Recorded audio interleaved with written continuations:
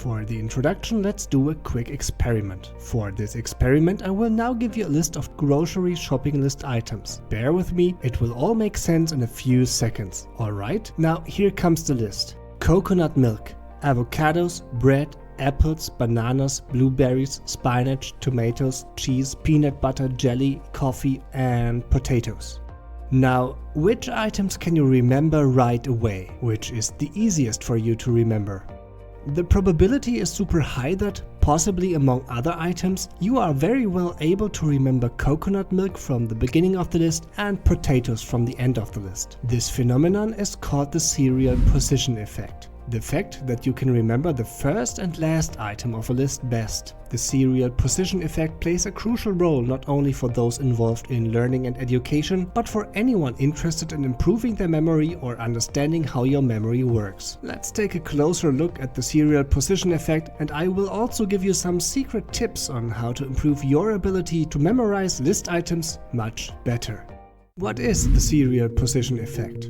The serial position effect is a term used in psychology to describe a pattern of how your memory remembers information. It was first identified by the German psychologist Hermann Ebbinghaus in the late 19th century. This effect shows that when we are given a list of items to remember, like a shopping list or a list of names, you are more likely to remember the items at the beginning of the list due to the primacy effect, and the items at the end of the list due to the recency effect, while those items in the middle are probably not remembered well. The interesting question here is, why does that happen? The reason behind the serial position effect can be divided into two parts, corresponding to the primacy and recency effects. The primacy effect occurs because items that appear first in a list are given more attention and mental energy. As the first items are introduced, your mind has more capacity to save this information, transferring it from short-term to long-term memory. Essentially, these items get more processing time, which makes them more memorable. On the other hand, there is the recency effect. Items at the end of the list are still in your short-term memory when the time has come to recall them. Since they are the most recent pieces of information you heard or saw, they are still fresh in your mind, making them easier to remember. However, the serial position effect is basically a model, so it's a simplification. In reality, there are factors affecting the serial position effect.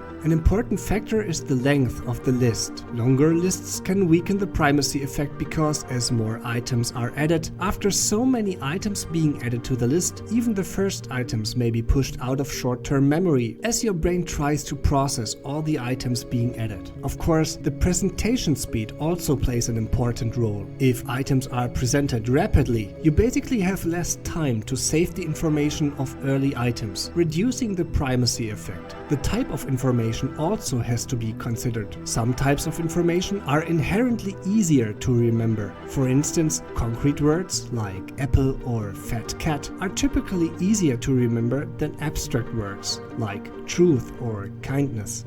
And finally, any distraction during the presentation of the list can reduce the effectiveness of your mind saving items into your memory at all. Implications of the serial position effect. Understanding the serial position effect can have practical applications in various fields. Teachers can structure their presentations so that important information is placed at the beginning or end of lectures to enhance retention.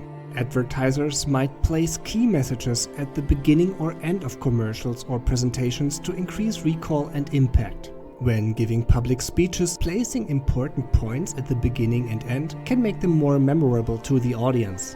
Students can break their study material into smaller chunks, revisiting the beginning and end sections more frequently to leverage the serial position effect for better retention. And of course, I did not forget, I promised you some tips to improve your ability to remember list items better. How to improve your middle item memory. While the serial position effect highlights a natural memory bias, there are strategies to counteract the forgetting of the middle items of a list. Strategy 1. Chunking. Like mentioned a few moments ago, chunking involves grouping items together into smaller, manageable units. For example, a phone number is broken down into segments rather than a single long string of numbers. Strategy 2. Frequent review. Repeatedly reviewing material can help move information from short-term to long-term memory, ensuring a more uniform recall across the entire list. So basically, the more often and longer you look at your list and study it, the more likely it is that you remember more of the items on it. Strategy 3. Creating associations. Building links between items, especially those in the middle of the list, can improve your recall ability. For example, creating a story or a melody that incorporates all items in a list can provide a memorable context. Let me demonstrate you this effect in the most professional way that I can. I need coconut milk, I need bread, I need apples and bananas. I need coconut milk, I need bread, I need apples and bananas. Yeah, you can probably instantly see how easy it will be to remember this short chunk of the list by applying a catchy melody to it. You could easily extend this strategy to the whole shopping list I gave you just a few minutes earlier, combining all the 3 strategies of chunking, frequent reviews and creating associations.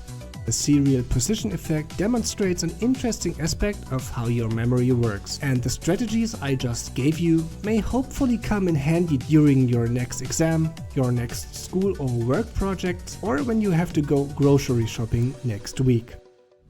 I need coconut milk, I need bread, I need apples and bananas.